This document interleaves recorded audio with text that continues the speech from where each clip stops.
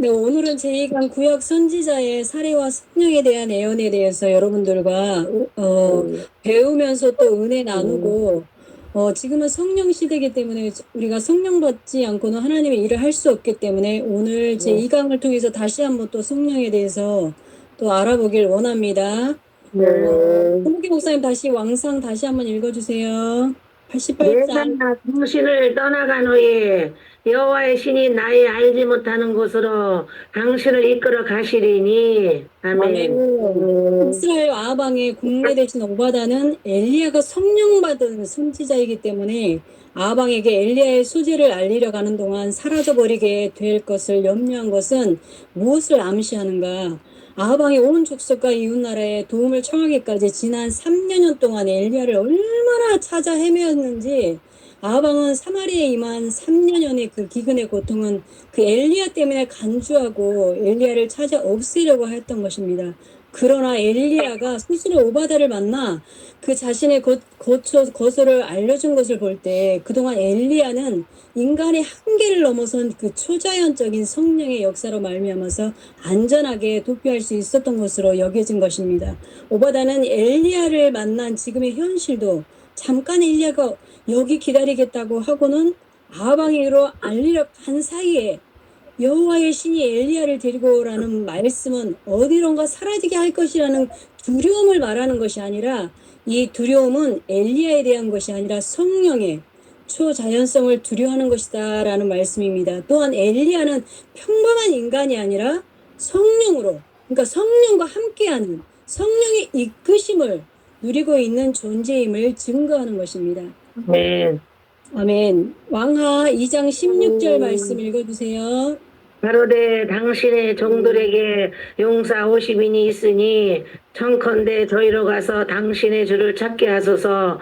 염려컨대 여호와의 신이 저를 들어가다가 어느 산에나 어느 골짜기에 던지셨을까 하나이다. 아멘. 아멘. 엘리야가 불수레와 불말에 의해서 제자 엘리사와 격리되고 해리바람을 타고 승천한 후에 선지생들은 엘리야의 시체가 어딘가에 떨어진 것으로 생각하면서 찾으려고 하는 내용인데, 여기서 우리가 주목할 부분은 여호와의 신이 저를 들어가다가 어딘가 내려놓았을 것이라는 그 선지생들의 주장입니다. 그런데 이러한 선지생들에게 보편적으로 이해되어진 성령론은 초자연적인 모습을 드러내는 것입니다. 선지생들의 보편적 인식은 엘리야가 성령의 역사로서 사역하는 특수한 인물임을 전제하는 것을 우리가 엿볼 수 있습니다. 또한 선지생들이 제자 엘리사에게 엎드리며 스승으로 영접하는 사건이 이 말씀입니다. 여러분, 왕하 2장 15절 말씀 읽어주세요.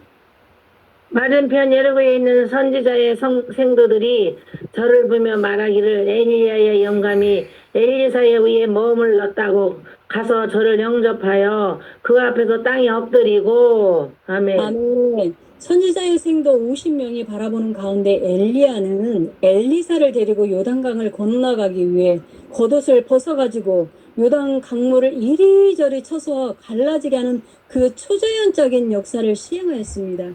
이 사건에서 엘리야의 겉옷은 성령의 권능을 상징하고, 또 엘리야는 엘리사에게 과연 무엇을 원하는지를 물었으며, 또 엘리사는 엘리야가 소유한 성령의 그 감동 그리고 영감을 요구하는 것입니다. 엘리야는 승천하면서 자신의 겉옷을 던져줬고, 또 엘리사는 자신의 옷을 막 찢어버리고 스승의 옷으로 그 요단강을 이리저리 쳐서 강을 갈라지게 하면서 강 건너 돌아왔을 때 그 50명의 선지생들은 달려와서 엘리야의 영감이 엘리사에게 머물렀다라고 증거하였습니다. 또한 그동안 엘리야에게 보여왔던 그 제자로서의 경배를 엘리사에게 행했습니다. 그것은 엘리야의 성령이 엘리사 위에 강림하였음을 엘리사가 그 옷으로 요단강을 다시 건너옴으로써 성령을 받은 자만이 스승이 될 수 있으며 또 선지자들을 훈련시킬 능력이 있다고 믿었기 때문입니다. 이와 같이 구약의 성령의 역사는 어떤 특정 인물들에게 집중되는 역사로서 집중되는 매우 그 카리스마적인 요소가 강하였습니다. 그런데 이곳에 인정받게 되면 저에게 엎드리며 마치 하나님을 대하신 순종하는 모습을 우리가 볼 수 있는데, 그 카리스마적 권위는 엘리사를 대물이라고 놀렸던 42명의 아이들의 죽음에서 익히 우리가 엿볼 수 있겠습니다. 또 다른 차원에서 이 부분을 연구해 본다면 엘리사가 그의 스승이 엘리야에게 성령의 갑절을 요구하였을 때 엘리야가 엘리사에게 한 얘기로부터입니다. 성령을 구하고 받는 일이 결코 쉬운 일이 아니라는 것입니다.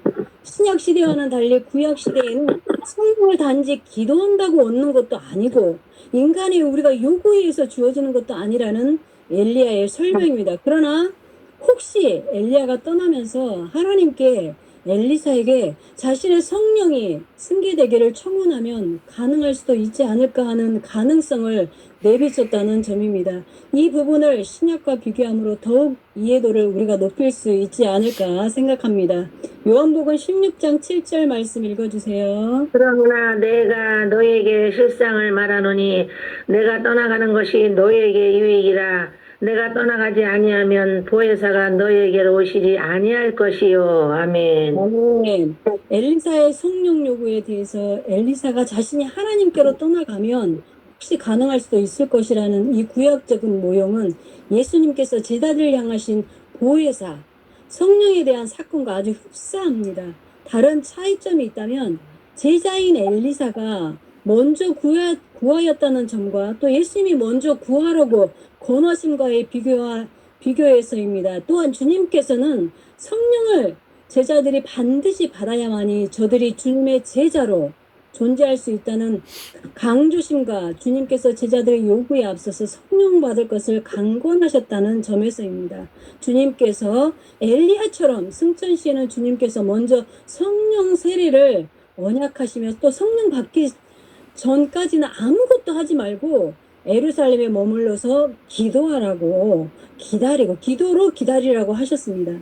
엘리야가 성령의 사람을 더욱 극적으로 확증된 사건은 역시 여러분 너무나도 잘 알고 있는 갈멜산 위에서 이세벨에게 속한 그 바알의 선지자 450명과 아세라 선지자 400인과의 대결하는 가운데서 그는 제단 위에 놓여진 송아지가 여호와의 불로 번제되기를 기도하였습니다.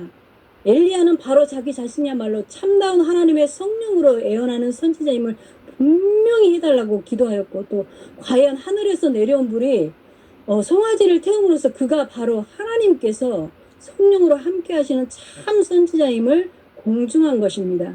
사울은 왕적 지도자이기도 하지만 애원하는 선지자로서도 나타납니다. 사무엘상 10장 9절에서 10절 말씀 읽어주세요. 그가 사무엘에게서 떠나려고 몸을 돌이킬 때에 하나님이 새 마음을 주셨고 하나님이 신이 사울에게 크게 임함으로 그가 그들 중에서 예언을 하니. 아멘. 네.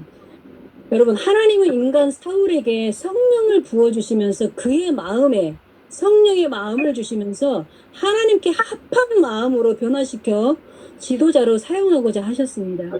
그렇게 훌륭한 지도자가 되기 위해서는 더욱이 옛날 사사와는 격이 더 높고 임시적인 사사가 아니라 상당한 시간 동안 왕조를 이끌어 나가려면은 그 마음의 겸손 그리고 거기에 걸맞는 왕으로서의 인격 이 인격이 먼저 준비되어야 했을 것입니다. 하나님께서는 사울이 훌륭하고 선한 왕이 될 수 있도록 새 마음을 주시며 또 하나님의 신이 사울이 크게 임하셨으며 그 징후로서 애언까지 하게 된 것입니다. 사무엘상 19장 23절 말씀 읽어주세요. 사울이 라마나 요스로 가니라 하나님의 신이 그에게도 임하시니 그가 라마 나옷에 이르기까지 행하며 예언을 하였으며. 아멘. 네. 사울이 다윗을 붙잡으려고 부하들을 라마 나옷에 보내었더니 저들에게 하나님의 신이 임하여서 애언을 하면서 오히려 사무엘의 선지생과 같이 됨으로써 다윗을 잡는 것을 아예 잊어버리게 한 사건은 하나님께서 다윗을 어떻게 하셨냐면 보호하신 거예요. 네. 나중에 사울이 직접 가서 다윗을 잡으려고 하였지만 자신의 부하들과 마찬가지로 하나님의 신이 임하여서 종야를 사무엘 앞에서 벌거벗고 예언할 정도로 성령이 충만하였습니다. 사울이 성령이 충만하게 된 후에는 다윗에 대한 미움과 그리고 집착을 잠시 잊게 되었을 때 다윗은 라마 나봇을 벗어나 달아날 수 있었던 것입니다. 이 경우 하나님께서 사울왕을 성령으로 감동시켜 애원케 한 것은 다윗을 보호하시려는 의도로 보여지는데 사울이 다윗을 죽이러 왔으나 성령에 잠시 감동되는 순간만은 그 미움과 증오를 잊어버렸습니다. 다윗 역시 훌륭한 지도자이기도 하였지만 그 선지자로서의 애원 활동도 간과할 수 없는 사안인 것입니다. 사도행전 2장 25절 말씀 읽어주세요. 당신이 저를 가리켜 가로되 내가 항상 내 앞에 계신 줄을 배웠으며 나로 요동치 않게 하기 위하여 그가 내 우편에 계시도다. 아멘. 아멘. 베드로의 첫 설교에서 예수 그리스도의 부활하심과 그리고 승천하심 그리고 하나님 우편에 계심에 그 중요한 메시아 동향을 애언한 자는 다름 아닌 다윗 선지자임을 지나쳐서는 우리가 안 될 것입니다. 사무엘하 23장 2절 말씀 읽어주세요. 그의 신이 나를 빙자하여 말씀하시며 그 말씀이 내 혀에 있도다. 아멘. 아멘. 여호와의 신이 나를 빙자하여를 직역하면 여호와의 신이 나의 안에서 그가 말씀하셨다라고 할 수 있겠습니다. 다윗은 성령으로 살았던 증거를 가지고 있습니다. 그것은 가장 중요한 메시아, 애언을 한 몇 안 되는 그 선지자 중 하나이기 때문인 것입니다. 마태복음 22장 43절에서 44절 말씀 읽어주세요. 시 성령에 감동하여 어찌 그리스도를 주라 칭하여 말하되 주께서 내 주께 이르시되 내가 내 원수를 네 발 아래 둘 때까지 내 우편에 앉았으리라 하셨도다. 아멘. 아멘. 예수님께서 바리새인들과 오실 메시아에 대하여 토론하실 때 다윗이 시편 110편 1절에서 애언한 승천 후 주님의 천상적 위상에 대하여 애언하는 것을 성령에 감동한 증거라고 설명하실 정도입니다. 다윗은 이미 예수님을 나의 주님으로 칭호할 정도로 메시아의 애언에서 아주 탁월했습니다. 시편 51편 11절 말씀 읽어주세요. 만일 주 앞에서 쫓아내지 마시며 주의 성신을 내게서 거두지 마소서. 아멘. 네, 주의 성령을 거두어 가심이라는 건 무엇이냐? 이 기도문은 자신을 징벌하되 성령만은 거두어 가시지 말아 달라는 그 애통한 간구입니다. 다윗이 우리아의 아내 바세바와 간호한 후에 선지자 나단의 책망을 받고 회개하면서 기도한 것입니다. 다윗은 사울과의 난맥상이 성령이 떠나심으로 말미암은 것을 사울의 삶을 통하여서 실감나게 경험하였을 것입니다. 모든 것을 상실당할지언정 제발 성령이 함께하지 않으면 비참한 인생을 살아야 할 것임을 사울의 생애를 바라면서 우리가 깨달을 것입니다. 그는 상한 마음으로 통회하며 온전한 제사를 드림으로써 신약시대의 회개적 예배의 길을 예비한 것인데 다윗의 기도는 응답되었고 그는 성령의 감동으로 시편 150편으로 하나님을 찬양하면서 그의 후손 그 다윗의 자손만이 메시아가 될 수 있는 최상의 축복을 반영 그리고 확실하게 약속을 받을 수 있었던 것입니다. 이사야 1장 1절 말씀 읽어주세요. 유다 왕 우시아야 요담과 아하스와 헤스기야 시대에 아모스의 아들 이사야가 유다와 예루살렘에 대하여 본 이상이라. 아멘. 아멘. 구약시대 최상기의 선지자로서 이렇게 굵직한 예언을 보여준 이사야는 무려 4명의 왕을 통하여서 그가 사역을 하게 됐습니다. 이사야가 유다 나라와 예루살렘 성의 미래가 어떻게 될지 예언할 수 있었던 것은 역시 성령의 그 큰 감동으로 이상을 보기까지 하는 큰 선지자였기 때문인데 우시아 왕이 죽던 그 해에 높은 보좌에 앉으신 하나님을 본 것도 그 성령의 역사이며 또 제사함을 받고 선지자의 직분을 받는 것도 성령의 임하심이었습니다. 아하스 왕이 하나님을 의지하지 않고 우상을 의지하는 현실주의자임을 비판하면서 그 최고의 기적인 처녀가 잉태하여 아들을 낳을 것이라는 그 최상의 메시지 처녀의 잉태를 예언한 것입니다. 또한 그 아이의 이름은 사람과 함께 하시는 하나님 곧 임마누엘이란 칭호까지 준비되었습니다. 이사야 8장 8절 말씀 읽어주세요. 임마누엘이여 그의 편은 날개가 내 땅에 편안하리라. 아멘. 아멘. 편안하리라. 아멘. 아멘. 임마누엘이란 이름으로 오시는 메시아는 온 세상의 구원의 날개를 크게 펼치며 예수 그리스도를 믿는 자들에게 성령으로 함께 하실 것이다 라는 것입니다. 이사야 8장 10절 말씀 읽어주세요. 하나님이 우리와 함께 하심이니라. 아멘. 아멘. 하나님이 인간과 함께 하심이란 가장 정말 놀랍고 우리가 복된 약속이 아닐 수 없습니다. 우리에게. 이사야의 메시아 그리고 에어는 어떻게 하나님이 신약의 성도들과 성령으로 잉태되어서 육신으로 오셔서 지상에서 함께 하시는지를 잘 보여주고 있습니다. 또 이사야는 성육신에 주님이 부활할 승천하신 후에 성령 그러니까 메시아 곧 임마누엘 메시아로 다시 성도들의 심령에 우리 심령에 돌아오실지를 그려주는 것입니다. 이사야 9장 6절 말씀 읽어주세요. 이는 한 아이가 우리에게 낳고 한 아들을 우리에게 주신 바 되었는데. 아멘. 아멘. 이사야는 예수 칭후의 메시아가 이방 갈릴리의 그 큰 빛으로 나타나심을 보여주시고 그 아들 위에는 여호와의 신 그리고 지혜의 신 재능의 신 성령이 임하실 것임을 예언하였습니다. 이사야 35장 10절 말씀 읽어주세요. 여호와의 성량함을 얻은 자들이 돌아오되 노래하며 시온에 이르러 그 머리 위에 영영한 희락을 띠고 기쁨과 즐거움을 얻으리니. 아멘. 아멘.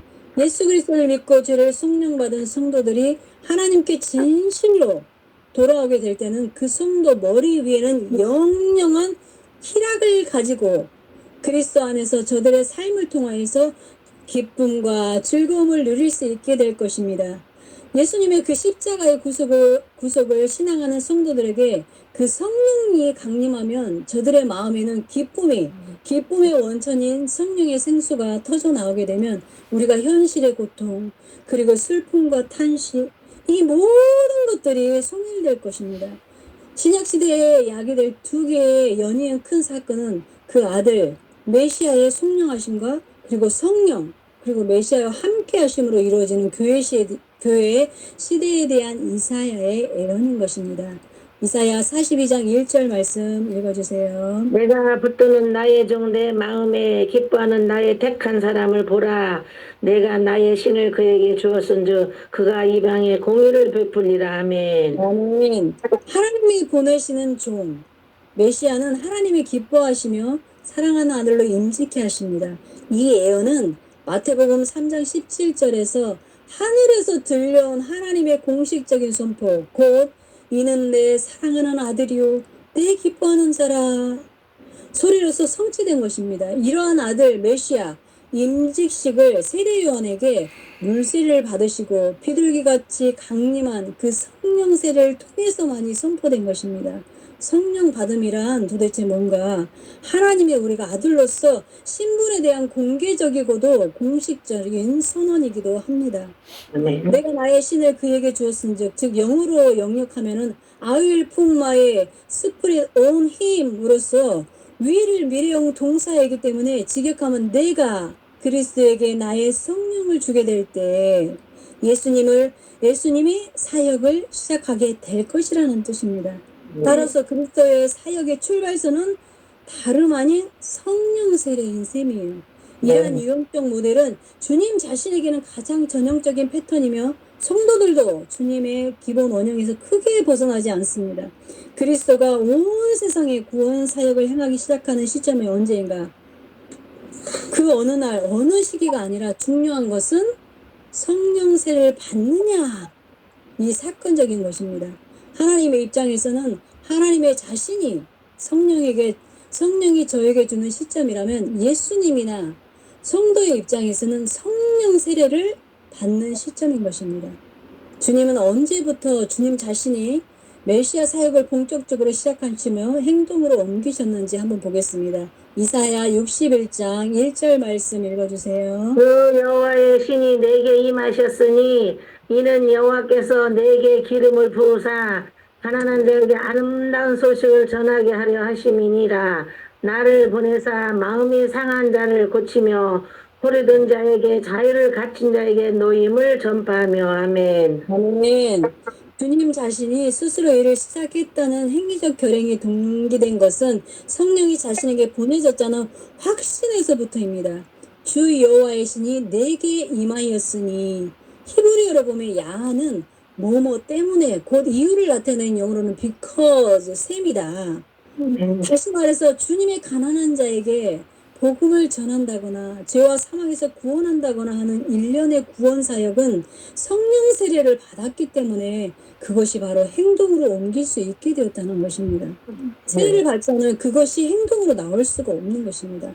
가난한 자라는 것은 바리새인이 의에 배부른 부자라는 문제와 비교해 봄으로써 이해의 지평선을 우리가 넓힐 수 있겠는데, 바리새인은 율법으로 행한 자신의 일련의 윤리는 세리나 창기에서 비교할 수 없는 의를 소유한 부자인 셈입니다. 자기 외에 다른 배부른 이는 복음을 들어도 들리지도 않고 아름답게 여겨지도 않고 자신들이 죄의 종이라는 사실에 그다지 별로 실감도 하지 못한 것입니다. 마음이 상한 자가 여러분 누구냐 하면 세리처럼 율법에 의해 실패하고 바리새인으로부터 죄인으로 취급받으면서 그 심령에, 우리 심령에 큰 상처를 느끼고 있는 부류들입니다. 율법을 우리가 행함으로 실패한 사람들은 바리새인 앞에서는 도저히 고개조차 들 수 없는 열등감에 마음 아파하는데, 성령 세례는 어떻게 나약하고 죄인된 부류들에게 치유와 평강과 그리고 기쁨과 담대함을 느끼게 할 수 있습니까? 성령을 받았고 지금 계속 소유하고 있다거나 하는 표현은 그 인간의 입장에서의 표현일 뿐이지, 하나님 편에서는 성령을 보낸다, 준다, 붓는다는 식으로 성령 자체의 주체적 관점에서는 강림하다, 그리고 임한다는 식의 동사가 유용되고 있습니다. 주요한 핵심으로는 율법에 의해 실행에 크게 실패한 자들에게 성령의 세례가 보다 더 절박하다는 것이며, 이를 실행하시는 주권자가 바로 예수 그리스도이시다. 아멘.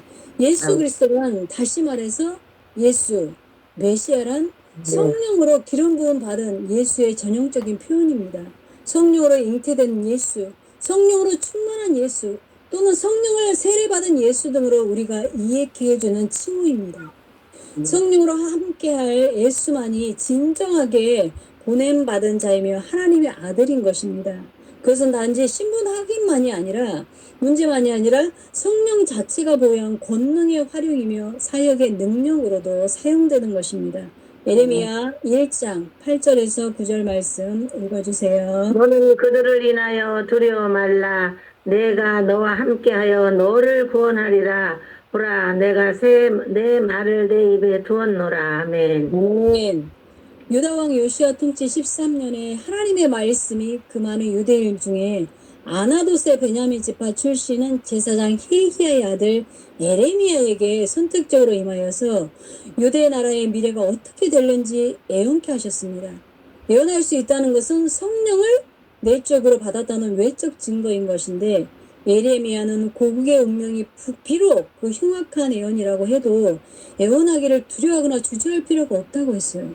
왜냐하면 하나님께서 함께 하시고 계시기 때문입니다. 예레미야는 요시야, 요야김, 시드기야 통치 11년까지 임하였으며, 그의 오울에 바벨론에 사로잡혀 감으로써 예레미야 본인이 살아있는 동안에 상당한 예언이 현실로 이루어지기도 하였습니다.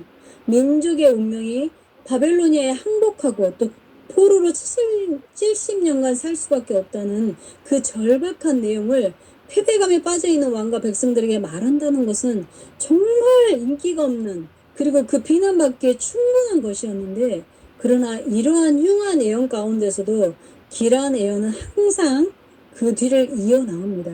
그것은 내 마음에 합하는 목자, 메시아, 예수님에 대한 내용이었습니다. 그뿐 아니라 신약시대에는 하나님을 아버지라고 부르게 하실 것이라는 언약은 단순한 예언 이상의 것입니다. 예수님 사역의 가장 큰 특징이 뭐냐면 하나님을 자신의 친아버지로 칭호하고 있다는 점과, 이는 예수님 혼자서만 누릴 수 있는 특권이 아니라 성령으로 우리가 인도받는 모든 성도들도 함께 누릴 수 있는 아버지, 칭호, 축복으로 보편화되었습니다. 또한 성전의 기능 상실에 대한 주요한 애언도 있습니다. 에레미야 7장 4절 말씀 읽어주세요. 너희는 이것이 여호와의 전이라 여호와의 전이라 여호와의 전이라 하는 거짓말을 믿지 말라. 아멘. 아멘. 에레미야가 성전 문 앞에서 선포해야 할 애언은 너무나 충격적이었으며 또 받게 받을 수밖에 없는 결정적인 내용이었는데, 성전은 여호와의 집이며 속죄의 장소이며 기도의 전이며 경배의 거소입니다. 그런데 유대인들에게 성전은 나라요 생명이요 축복의 장소인데, 저들에게 들려줄 메시지는 이 거룩한 성전이 더 이상 여호와의 전이 아니라는 내용이에요. 유다 나라의 말기인 시드기야 왕 때 선포된 이 예언은 엄청난 충격인데, 이 예언 후에 예루살렘 성전은 그 바벨론의 공격으로부터 모두 불타버리고 죄로 변했습니다. 요한복음 2장 19절 말씀 읽어주세요. 이 성전을 헐라 내가 사흘 동안에 일으키리라. 아멘. 아멘. 70년 바벨론 포로 시절 이후에 학계에 의해서 성전이 재건축되기는 하였지만 솔로몬의 성전만 못하였습니다. 그 후 프톨레미 왕조, 시리아의 안티오코스 왕조, 그리고 독립국가 시기인 하스모니아 왕조에 이르면서 성전과 대제사장 제도는 거의 정치성이 강하게 되었으며 비참할 정도로 정말 타락되었어요. 이전 성전의 속죄 효력이 정말 있는지조차 의심받게 될 정도로 정말 타락하게 되자 성전 대신 회장이 발달되었고, 에세네파와 같은 은둔주의자들이 엄청나게 속출하게 된 것입니다. 예수님 당대에 그 에레미야의 성전 무효 예언은 정말 실제로 사실화되고 말았는데, 헤롯 왕조시 46년 동안 정성스럽고도 또 화려하게 솔로몬의 성전보다 정말 2배 크기로 성전을 지었지만 이미 레이기적 성전의 효능은 다 잃어버린 정말 공허한 정말 빈 껍데기인 성전뿐이었습니다. 주님께서는 이러한 성전을 헐어버리고 새 성전이신 자신에게 나오기를 촉구하셨습니다. 에레미야 23장 5절 말씀 읽어주세요. 나 여호와가 말하노라 보라 때가 이르리니 내가 다윗에게 한 의로운 가지를 일으킬 것이라. 그가 왕이 되어 지혜롭게 행하며 세상에서 공평과 정의를 행할 것이며. 아멘. 아멘. 다윗으로부터 나오는 의의 가지는 왕으로 오시는 예수님이십니다. 이 예언은 대중화되어 왔으며 길거리의 거짓 소경도 다윗의 자손으로 오시는 이어라는 애원 용어의 대중성을 감지할 수 있는데, 마태는 그의 복음서 1장에서 먼저 다루고자 했던 부분은 다윗의 자손으로 오시는 이신 예수님의 그 혈통적 족보의 역사성을 증거하고자 하였습니다. 다윗 자손의 마지막 왕적 족보의 끝에 종말은 바로 예수님이십니다. 그는 유대인의 왕이실 뿐만 아니라 하나님 나라의 우주적 왕으로 오신 분이세요.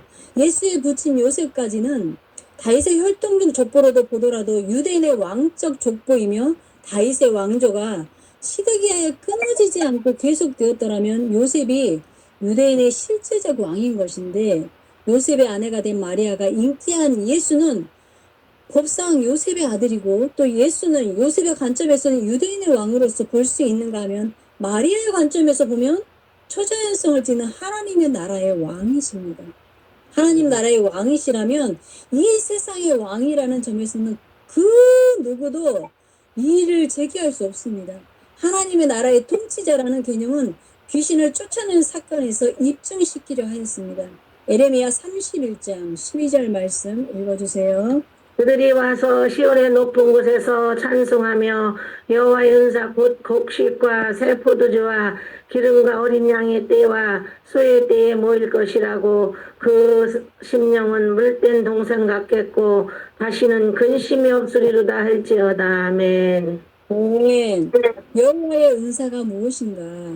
곡식, 새 포도주, 기름, 어린 양과 소의 무리를, 그러니까 다시 말해서 그 마음이 물된 동산과 같이 풍성한 만족과 그리고 기쁨을 누리는 것이다. 과연 전혀 근심이 없는 시대는 여러분 언제일까요? 예수 그리스도의 속죄하심과 성령님의 함께하심으로 연속되어지는 신약 시대를 바로 예고하는 것입니다. 에레미야 31장 14절 말씀 읽어주세요. 내가 기름으로 제사장들의 심령에 흡족해 하며 내 은혜로 내 백성에게 만족해 하리라. 아멘. 아멘. 신약시대가 오면 모든 성도들의 심령이 하나님께서 부어주시는 기름으로 만족해 될 것이며 또 물된 동산 같은 기쁨이 넘치는 에덴으로 다시 회복될 것입니다. 주님께서 주시는 물은 영원히 목마르지 않는 심령을 만족해 하는 물로서 이는 예수 믿는 모든 자들에게 임할 성령 수혜에 대한 예고적 설교입니다.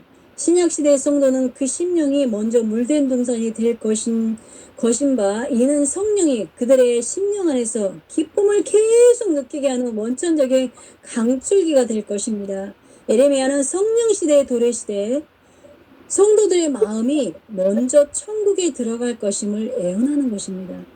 따라서 기름과 새 포도주 그리고 곡식, 어린 양 그리고 물된 동산 같은 마음에 천국이 먼저 이루어질 것임을 예언한 것입니다. 에레미야 31장 33절 말씀 읽어주세요. 나 여호와가 말하노라. 그러나 그날 후에 내가 이스라엘 집에 세울 언약은 이러하니 곧 내가 나의 법을 그들의 속에 두며 그 마음에 기록하여 나는 그의 하나님이 되고 그들은 내 백성이 될 것이라. 아멘. 아멘.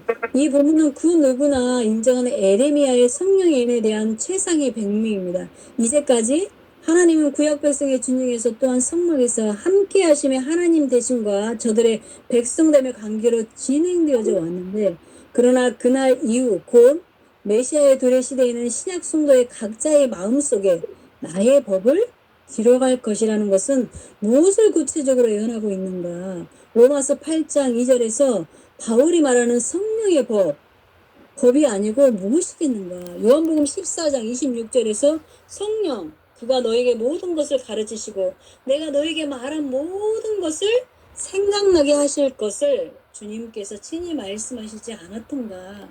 마치 하나님의 손이 호렙산에서 신수로 두 돌판의 계명을 기록해 둔 것 같은 모형으로 저들의 마음에 하나님의 손이신 성령이 들어가셔서 성도들의 마음에 복음의 진리를 새겨 증거하실 것이다. 이렇게 종이에 쓴 율법으로 구약 성도들을 다스렸던 것 같이 마음에 쓴 성령으로 신약 성도를 다스릴 것이다 라는 것입니다. 에레미야의 성령에 대한 예언은 다윗의 자손으로 오시는 예수 메시아와 직결되어 있습니다. 에스겔 1장 3절 말씀 읽어주세요. 갈대아 땅 그발 강가에서 여호와의 말씀이 부시 아들 제사장 나 아스겔에게 특별히 임하고 여호와의 권능이 내 위에 있느니라. 아멘. 네. 바벨로니아에 잡혀간 에스겔 위에 여호와의 권능이 에스겔 본인 자신에게 임하였음을 스스로 자증하였습니다. 구약의 성령 강림은 여전히도 특별한 것이며 대중한 것인데 영어로는 여호와의 권능이 핸드 오브 야훼로 표시되는데 하나님의 손이 에스겔 위에 덮어짐으로 이해될 수 있다는 것입니다. 이와 같이 구약의 성령 내림의 사례는 특별한 인물을 위한 특별한 사람에게 유별나게 임한다는 특징은 너무나 확연한데 성령 받은 에스겔은 성령의 감동으로 말미암아 신비한 하나님의 보좌와 시스템 보는 영광을 누렸습니다. 에스겔 2장 2절 말씀 읽어주세요. 말씀하실 때에 그 신이 내게 임하사 나를 일으켜 세우시기로 내가 그 말씀하시는 자의 소리를 들으니. 아멘. 아멘. 에스겔이 한 가지 이상에서 다른 이상으로 넘어갈 때마다 성령이 새롭게 임하였으며 또 에스겔의 초자연적인 신의 영역을 보고 들을 수 있었던 것은 다름 아닌 성령의 실제적인 사역이었는데 하나님의 말씀을 들을 수 있었던 통로는 에스겔 안에 임한 성령 때문입니다. 하나님은 성령을 에스겔에게 임하게 하신 후에야 당신의 음성을 보내셨어요. 그 메시지는 배반한 저 이스라엘 백성에게 듣든 말든 하나님의 뜻을 전하라는 것이었습니다. 에스겔 8장 3절 말씀 읽어주세요. 그가 손 같은 것을 펴서 내 머리털 한 모습을 잡으며 주의 신이 나를 들어 천지 사이로 올리시고 하나님의 이상 가운데 나를 이끌어 예루살렘으로 가서. 아멘. 아멘. 에스겔 집에서 장로들과 마주 앉아 있는 도중에도 주의 신이 에스겔을 들어 올리시고 예루살렘까지 데리고 가신 사건은 하나님께서 에스겔을 비록 이상 중이지만 이긴 하지만 예루살렘에 직접 데리고 가셔서 저들의 부정한 모습을 보여주시면서 예루살렘과 성전이 죄악이 너무나 관영함으로 멸망당하지 않을 수 없음을 시각적으로 보고 깨닫게 해주신 사건입니다. 이러한 이상의 계시는 장소를 달리할 때마다 성령께서 에스겔을 데리고 다니시면서 저들의 폐역들을 직접 보여주셨어요. 11장 1절에도 주의 성령은 에스겔을 성전으로 이끌고 가서 우상을 섬기는 저들의 모습을 직접 어떻게 관찰하게 하셨다는 겁니다. 에스겔은 바벨론에 포로가 있었지만 멸망 직전에 처한 예루살렘 성과 성전의 타락한 모습을 주의 권능으로 예루살렘과 성전의 현상을 두루다니면서 볼 수 있었던 것입니다. 에스겔 11장 19에서 20절 말씀 읽어주세요. 내가 그들에게 일치한 마음을 주고 그 속에 새 신을 주며 그 몸에서 굳은 마음을 제하고 부드러운 마음을 주어서 내 율례를 쫓으며 내 규례를 지켜 행하게 되리니 그들은 내 백성이 되고 나는 그들의 하나님이 되리라. 아멘. 하나님은 장차 이스라엘 모든 백성들마저 그들 각자의 심령 속에 성령 세례를 약속하셨습니다. 에스겔 역시 이사야나 예레미야와 같이 성령을 모든 백성에게 부어주시겠다는 소위 신약적 그 성령 시대를 예언하였는데 구약 시대의 성령은 모세 그리고 여호수아, 삼손, 다윗, 이사야, 예레미야, 엘리야 등 구속 사역의 정점에 있는 그 특별한 그 한 사람에게만 주어지는 그 성령 카리스마가 이스라엘 모든 이에게 주어질 때가 올 것이라는 예언은 매우 중요한 예언이 아닐 수가 없습니다. 다만 이러한 성령 보내심의 약속이 구체적으로 언제 어떻게 현실화될지는 역시 메시아 보내심의 예언과 밀접하게 연결된 것이 아닐 수가 없는데 그것은 이 땅에 보내심을 받은 예수 그리스도의 속죄의 사역이 먼저 선행됨이 없이는 화목의 예배를 가능케 할 성령 보내심은 실현될 수 없기 때문입니다. 따라서 메시아 대망과 성령 대망은 별개의 연이긴 하지만 결국 하나의 연속된 묶음 예언으로 우리가 볼 수 있겠습니다. 구약시대의 예배의 두드러진 특징은 속죄제가 이루어진 후에야 기타 헌신의 번제나 기쁨을 나누는 화목제가 유효할 수 있었던 것처럼 십자가의 구속사역이 완성되어진 후에야 주님은 성령을 더 구체적으로 약속하셨고 또 제자들이 성령 받기까지에는 예루살렘에 머물 것을 명령하셨습니다. 예수 그리스도께서 이 땅에 오심의 궁극적인 목표는 여러 선지자들이 줄기차게 예언해왔던 것, 곧 그것은 하나님의 뜻이기도 하지만 역시 모든 이들에게 전부 성령을 주신다라는 것입니다. 그러므로 구약은 족장, 사사, 왕 등 지도자 중심의 성령 사역이 각 백성들 개인에게 다양하게 이루어져서 사역되어진다는 것으로서 신약 시대는 성도 모두가 다 지도자요, 제사장이요, 왕인 셈입니다. 에스겔 36장 26절에서 27절 말씀 읽어주세요.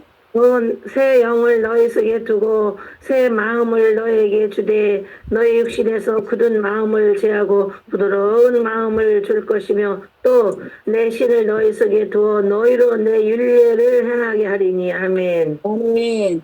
새 영과 성령을 너희 속에 두실 작정이라는 하나님의 약속은 단순한 예언이 아니라 하나님이 인간에게 베풀어 줄 수 있는 최상의 바로 은혜가 아닐 수 없습니다.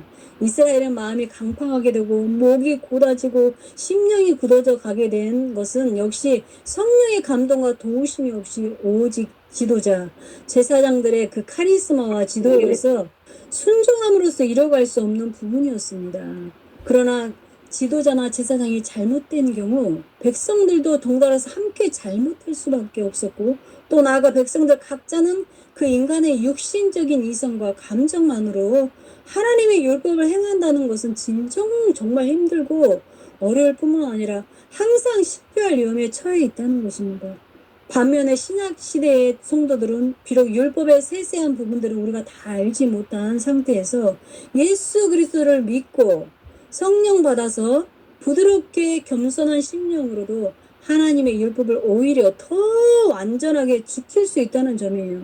지금까지 이스라엘 백성들은 모세의 율법 아래에서 집단적 또는 민족적 윤리를 실천해 왔었지만 성공하지 못하였으며 오히려 배역하고 타락한 결과로 평가받았습니다. 그러나 70년 바벨론 포로식 이후에는 어느 시인가 내 신을 너희 속에 두게 하신 후에 율법을 행하게 하실 것이다 하셨습니다. 구약시대에 율법 실행의 주체자가 성도 자신으로서 의지와 능력에 의지하는 것이었다면 그 신약시대의 율법 수행의 행위적 주체자는 성도 안에 내림하신 성령이 되신다는 것입니다. 다시 말해서 신약시대에 전개될 새로운 천국 백성이 열리는 그 행위 주체가 성령 곧 하나님 자신이시다. 그것은 하나님의 의의 행위이기도 할 것일 뿐더러 그뿐만 아니라 썩을 몸도 부활케 하는 영원한 생명의 동의될 것이다 라는 것입니다. 에스겔이 죽음의 골짜기에 늘려져 있던 해골들이 여호와의 생기로 큰 군대를 이루는 모습을 보는 것도 성령으로 인한 신약시대를 내다보는 것으로 보입니다. 요엘서 2장 28절에서 29절 말씀 읽어주세요. 그 후에 내가 내 신을 만민에게 부어주리니 너희 자녀들이 장래일을 말할 것이며 너희 늙은이는 꿈을 꾸며 너희 젊은이는 이상을 볼 것이며 그때에 내가 내 신으로 남종과 여종에게 부어줄 것이며 아멘. 네. 구약 속에 나타난 성령 세례에 대한 예언들 가운데 베드로의 설교에 인용될 정도로 그 대표적인 본문은 역시 요엘서입니다. 요엘서 2장 28절이 아닐 수가 없는데 하나님은 에스겔을 통하여서 이스라엘 성도들에게만 성령이 임할 것이냐 보여줬지만 성령 세례의 범위는 전 세계 만민으로 확대되었습니다. 늙은이, 젊은이, 남종, 여종 어떤 신분에도 개의치 않고 성령 세례는 주어질 것이며 이스라엘뿐만 아니라 이방인에게도 성령은 부어질 것이라 말씀하셨습니다. 본문의 예언은 지금까지 구약 시대에서 보여진 성령의 제한성 그리고 특이성을 완전히 깨뜨리는 파격적인 예언이 아닐 수가 없습니다. 여러분. 예수님께서 승천하시면서 몇 날이 못 되어 임할 성령은 물론 이스라엘의 예루살렘의 중심으로 부어진 최고의 오순절 성령 강림 사건이었는데 예루살렘에서 일어난 성령 강림 사건은 오순절을 지키기 위해서 예루살렘에 온 디아스포라한 유대인들이 목격하고 세술에 취한 것으로 오해하였을 때 베드로는 본문을 근거해서 누구든지 주의 이름을 부르는 자는 구원을 얻으리라. 아멘. 신약부터 첫 설교를 행하였습니다. 베드로가 말하는 구원의 개념은 성령 세례와 동격시함에서 예수 믿음과 성령 세례와 구원은 동일한 구원론 선상에 놓여 있음을 우리가 알 수 있습니다. 여러분 지금까지 여러 선지자에 의해서 예언되어진 성령 세례는 예수 그리스도의 속죄로 공로로 이 땅에 성취되었습니다. 성령 세례를 예언한 선지자들은 성령으로 예언한 것임을 잊어서는 여러분 안 됩니다. 네. 이제 예수 그리스도의 십자가 속죄 사역의 시기를 기점으로 하나님은 그동안 선지자를 통하여서 약속해 오신 성령을 실제로 예루살렘과 유다와 사마리아 이방 땅끝까지 예수를 믿는 누구에게나 부어지기 시작한 것입니다. 할렐루야. 아멘. 수고하셨습니다. 감사합니다. 고맙습니다. 긴 시간 동안 수고하셨습니다. 은혜 받았습니다. 아멘. 기도하겠습니다. 사랑의 하나님 감사합니다. 오늘도 하나님 성령 아버지 하나님 성령께서 우리에게 임하셔서 오늘도 아버지 성령에 관한 하나님의 말씀을 듣게 하시고 성령이 우리에게 임하심으로 우리의 마음이 기쁘고 즐겁고 또 성령 안에서 담대하게 아버지 하나님 많은 자들에게 주의 복음을 선포할 수 있는 능력을 저희들에게 허락하여 주심을 감사드립니다. 그 성령이 우리 안에 성령으로 충만하게 아버지 기름부터 부어져서 아버지 이곳에 모인 사랑하는 주의 목자들이 아버지 있는 곳곳에서 담대하게 주의 복음을 증거하며 하나님의 영광 가운데 주의 사명을 감당하게 부족함이 없도록 우리 주님께서 넘치는 은혜를 축복하여 주시옵소서. 오늘도 아버지 긴 시간 동안 하나님 말씀을 듣고 아버지 배우며 또 아버지 증거할 수 있게 하심을 감사드리며 예수님의 이름으로 기도드렸습니다. 아멘. 아멘.